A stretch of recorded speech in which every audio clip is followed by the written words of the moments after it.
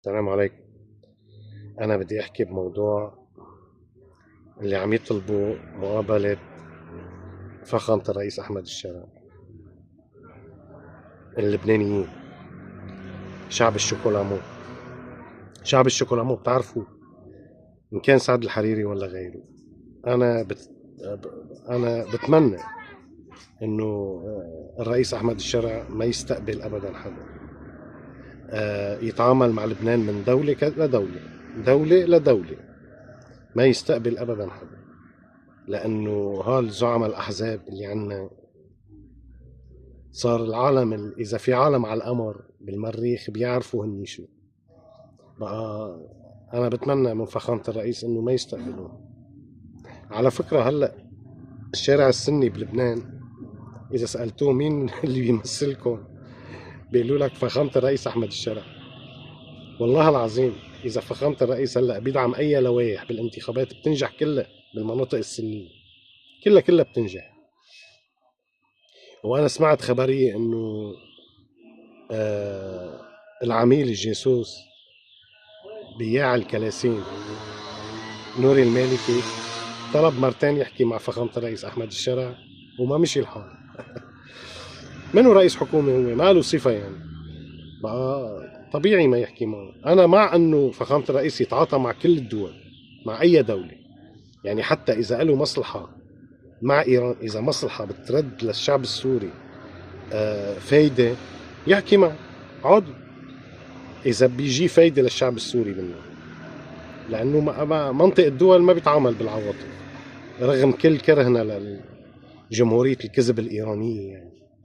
بقى إذا في أي مصلحة أكيد وهو أدرى. يعني أنا عم أقول، أنا ما عم بعطيه تعليمات لفخامة الرئيس، يعني هو أدرى أكيد.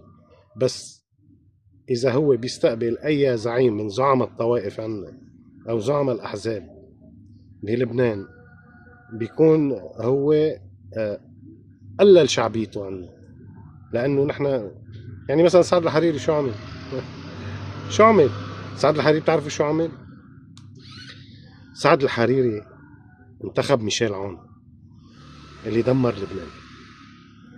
سعد الحريري عمل حلف رباعي بالانتخابات مع حزب الشيطان الإيراني. سعد الحريري بحياته ما اطلع جديا على طرابلس،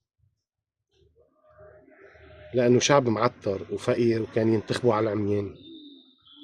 هذا اللي عمله سعد الحريري. أنا والله ما عم هاجمه. آه مين أوجد الزعران؟ كل محل بتلاقي فيه زعران، كل منطقة بتلاقي فيه زعران بطرابلس. مين أوجدهم؟ هن اثنين، نجيب ميوتي وأحمد الحريري. مين كان يمول جبل محسن بالسلاح لحتى يقتلوا العالم؟ كل اللي كانوا يروحوا كانوا مدنيين يعني. مين كان يموله لجبل محسن؟ حزب الشيطان الإيراني، يعني اللي بيسموه حزب الله. بقى نحن واقعين بهمروجة بلبنان، ما فيهم حدا بيستاهل انه يقابل فخامة الرئيس احمد الشرع، لانه هيدا بيقلل من رصيده عنه لفخامة الرئيس. تعامل من دولة لدولة، حتى لو رئيس الحكومة عنا ضعيف، لو رئيس الجمهورية ضعيف، تعامل من دولة لدولة. خلي دولة تتعامل مع دولة. أنا هيدي الرسالة بس كنت بدي أوصلها لفخامة الرئيس أحمد الشرع وللشعب السوري طبعا اللي هو بيمثله. وشكرا كتير.